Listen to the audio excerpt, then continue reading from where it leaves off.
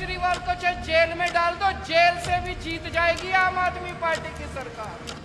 मैं नरेंद्र मोदी जी को कहना चाहता हूं, मोदी जी इस जन्म में तो आप हमको नहीं हरा सकते दिल्ली के अंदर आम आदमी पार्टी।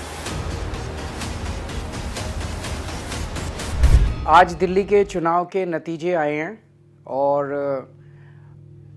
जनता का जो भी निर्णय है, जनता का जो भी फैसला है, उसे हम पूरी विनम्रता के साथ स्वीकार करते हैं। मैं भारतीय जनता पार्टी को इस जीत के लिए बहुत बहुत बधाई देता हूं।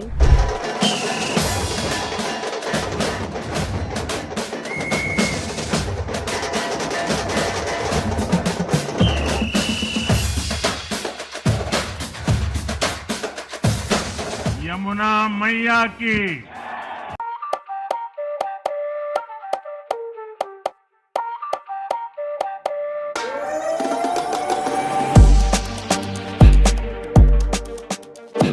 Welcome back to my channel. आज की इस वीडियो में हम डिस्कस करेंगे कि केजरीवाल दिल्ली का चुनाव क्यों हारे। वो पार्टी जिसकी आंधी बोलती थी 2013 में, 2015 में, 2020 में, वो पार्टी कैसे हार गई 2025 में। और ऐसी वैसी हार नहीं, बुरी शिकस्त मिली है आम आदमी पार्टी को।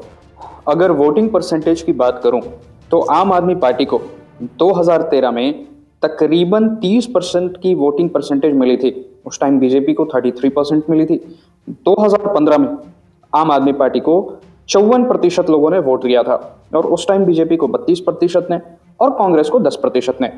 2020 में आम आदमी पार्टी को फिर से 54% वोट मिली थी, बीजेपी को 39%, कांग्रेस को 4%। 2025 में आम आदमी पार्टी को 43.5% की वोट मिली है, बीजेपी को 45.75% की वोट मिली है और कांग्रेस को 6.36% की वोट मिली है। थोड़ी सीटों पर भी नजर डालते हैं।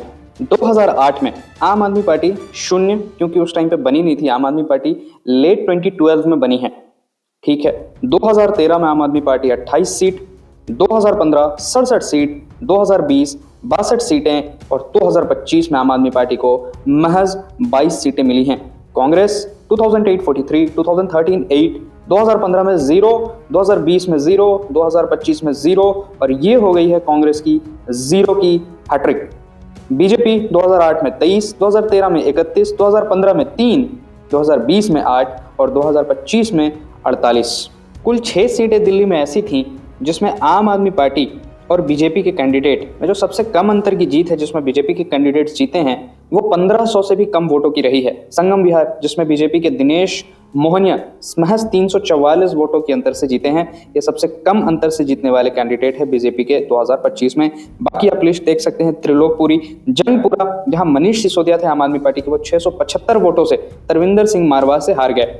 तिमारपुर, जहां पे सुरेंद्र पाल सिंह 1168 वोटों से और राजेंद्र नगर में दुर्गेश पाठक आम आदमी पार्टी के 1231 वोटों से बीजेपी के उम्मीदवार उमंग बजाज से हार गए। ये तो हो गई सबसे कम अंतर से जीतने वाले कैंडिडेट्स। सबसे ज्यादा अंतर से किसने जीता? तो मटिया महल में मोहम्मद इकबाल आम आदमी पार्टी के, इन्होंने बीजेपी के दीप्ति इंदौरा को हराया है 42,724 वोटों से। ये सबसे ज्यादा वोट के मार्जिन से जीतने वाले कैंडिडेट 2025 के दिल्ली इलेक्शन में बन गए हैं। एक ऐसी पार्टी जिसकी दिल्ली में 10 सालों तक आंधी रही है, अब वो विपक्ष में बैठने जा रहा है। और विपक्ष में भी कैसे बैठेगा? जिसमें अरविंद केजरीवाल नहीं होंगे, क्योंकि अरविंद केजरीवाल अपनी सीट हार चुके हैं न्यू दिल्ली वाले सीट से। वहां पे बीजेपी कैंडिडेट परवेश वर्मा ने उन्हें हराया है। ऐसा विपक्ष जिसमें मनीष सिसोदिया नहीं होंगे, ऐसा विपक्ष जिसमें सौरभ भाटिया नहीं होंगे, किसी तरीके से आतिशी कालकाजी वाले सीट से जीतने में सफल रही। लेकिन आप सोच कर देखिए दोस्तों, अरविंद केजरीवाल, मनीष सिसोदिया, सौरभ भारद्वाज और आतिशी, ये आम आदमी पार्टी के 4 सबसे बड़े और गद्दावर नेता दिल्ली में, जिसमें 3 नेता सबसे बड़े अपने सीट हार चुके हैं। अब थोड़ा सा हम चर्चा करते हैं कि आम आदमी पार्टी अपने इस आंधी को कायम क्यों नहीं रख पाई और इतनी बुरी शिकस्त कैसे मिली आम आदमी पार्टी को। पहला कारण जो मेरे समझ में आता है वो है करप्शन एलिगेशंस। करप्शन एलिगेशन में आम आदमी पार्टी के बड़े बड़े नेताओं को जेल की हवा खानी पड़ी। सबसे पहले सत्येंद्र जैन, जो हेल्थ मिनिस्टर हुआ करते थे दिल्ली के, वो जेल में गए, उन्हें अभी तक बेल नहीं मिली है। उसके बाद 2023 में मनीष सिसोदिया जेल में जाते हैं और 2024 में मार्च के आसपास अरविंद केजरीवाल को जेल हो जाती है करप्शन एलिगेशन। तो दिल्ली में एक माहौल बन गया था कि इन करप्शन के चार्जेस जिन नेताओं पे है, हमें ये नेता वापस नहीं चाहिए, और इससे एक एंटी इनकम्बेंसी तैयार होती है, क्रिएट होती है, और उस एंटी इनकम्बेंसी की वजह से आम आदमी पार्टी को भारी नुकसान सहना पड़ा।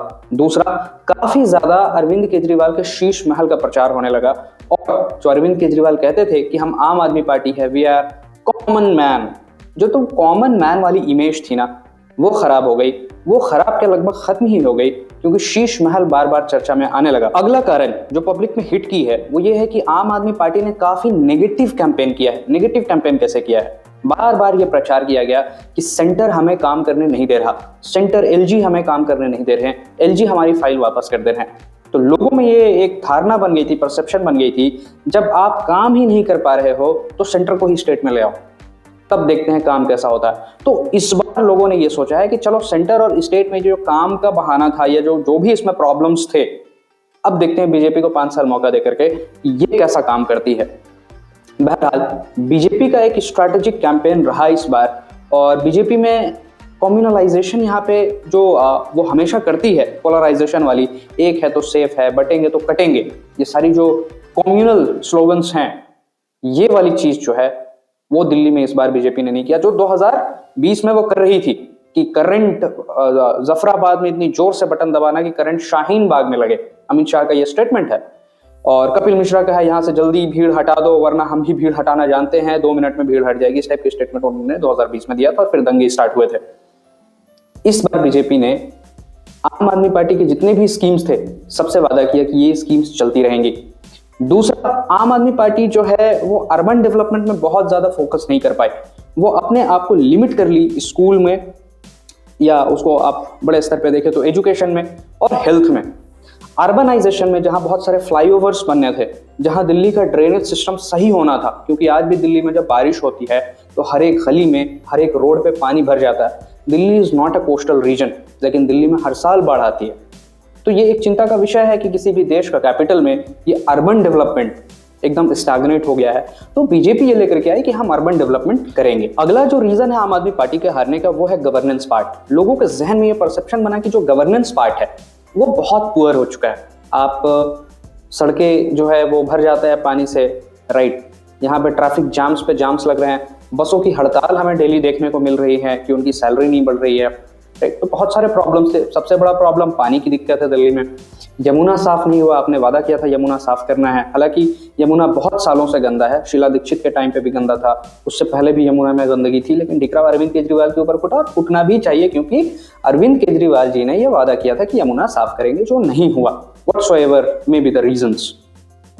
ओके, तो ये परसेप्शन बना कि let us make a change, हम एक बार चेंज करके देखते हैं और दूसरे पार्टी को मौका दे करके देखते हैं, और इस बार बीजेपी को मौका दिया गया है। मैं आशा करता हूं कि बीजेपी को जो मिला है, इतना बड़ा वोट शेयर मिला है और इतने लोगों ने भरोसा जताया है, उस भरोसे पे कायम रहेगी और दिल्ली का विकास अलग लेवल पर करेगी। और जो उन्होंने प्रॉमिस किया है, अर्बन डेवलपमेंट, ये ड्रेनेज सिस्टम सुधारेंगे, रोड्स बनवाएंगे, राइट, ये सब बनवा करके देंगे। और मैं आशा करता हूं कि जितनी भी स्कीम्स चल रही हैं वो बंद नहीं होगी। और मैं आशा करता हूं कि जिस तरीके से दिल्ली वालों के बीच में यह मुद्दा हमेशा से बना रहा है कि सरकारी स्कूल्स अच्छे होंगे या नहीं होंगे, उनकी दीवारें अच्छी होंगी या नहीं होंगी, क्योंकि बार बार केजरीवाल से यह सवाल पूछा जाता था। अस्पताल, उसमें मशीनें रहेंगी या नहीं रहेंगी, अस्पताल में जो क्राउड आता है, एक एक दिन में एक एक डॉक्टर, जो 20 पेशेंट लिमिट है वो 100 पेशेंट, 100-150 पेशेंट्स देख रहे हैं, क्या वो क्राउड कम होगा? और क्राउड कम करने का एक ही तरीका है, मोर number of hospitals, more number of doctors and more number of health employees. Thirdly, Delhi वाले हमेशा से क्वेश्चन करते हैं ड्रेनेज सिस्टम को लेकर के, तो मैं आशा करता हूं कि ये सवाल अगले 5 साल भी पूछते रहेंगे कि क्या ड्रेनेज सिस्टम दिल्ली का सही होगा या नहीं होगा, फ्लाईओवर्स यहाँ पे बनेंगे या नहीं बनेंगे। दिल्ली वालों का एक और सवाल है जो काफी अहम है, और वो ये है कि हमें फ्रीबीज से ज्यादा एम्प्लॉयमेंट चाहिए, एम्प्लॉयमेंट जनरेशन चाहिए। दिल्ली में बहुत सारे स्टूडेंट्स हैं, उन्हें फ्री मेट्रो, फ्री बसेस चाहिए। दिल्ली में जो फ्री बस यात्रा है, जिससे विमेन एम्पावरमेंट बहुत ज़्यादा हुआ है, जो बाकी के फॉरेन कंट्रीज, डेवलप्ड कंट्रीज में ऑलरेडी काफ़ी सालों से है, वहाँ पे सबके लिए फ्री है, मेल के लिए भी फीमेल के लिए भी। तो मैं आशा करता हूँ कि ये सारे ज़मीनी मुद्दे जो हैं वो आने वाले 5 सालों में बने रहेंगे, और ये मुद्दे इन मुद्दों के वजह से, जैसे हिंदू मुस्लिम, हिंदू सुरक्षित नहीं है, मुस्लिम ये है तो प्रसाद में ये मिल रहा है, तो फलना ढिकना हम सुरक्षित नहीं हैं, बटेंगे तो कटेंगे, एक हो जाओ हिंदू, शस्त्र उठा लो, इन सारी चीज़ों में ये ज़मीनी मुद्दे गायब नहीं, क्योंकि बाकी के स्टेट्स में जिसमें बीजेपी रूल कर रही है वहाँ पे ये हो रहा है। मैं आशा करता हूँ कि दिल्ली वाले इन मुद्दों पर लगातार सवाल पूछते रहेंगे सरकार से, और मैं बहुत आशावादी हूँ सरकार को लेकर के कि वो दिल्ली वाले के मांग को पूरी करते रहेगी। आने वाले 5 साल मैं बहुत ऑप्टिमिस्टिकली देखता हूँ दिल्ली को, और मुझे लगता है कि यहाँ पे बीजेपी को अपने वादे पर खरा उतरना ही पड़ेगा, ठीक है। और मैं आशा करता हूँ कि आम आदमी पार्टी अपने इस हार के गम से जल्द उभरेगी और एक अच्छे ऑपोजिशन का, एक अच्छे विपक्ष का रोल निभाएगी, और जहाँ सरकार काम नहीं कर पा रही है वहाँ सरकार का पुरजोर विरोध करेगी, उन पर प्रेशर बनाएगी और ऑपोजिशन में रहते हुए काम करवाएगी। मैं दिल्ली की सभी जनता को बधाई देना चाहता हूँ। I wish you all the best for the upcoming 5 years। Thank you.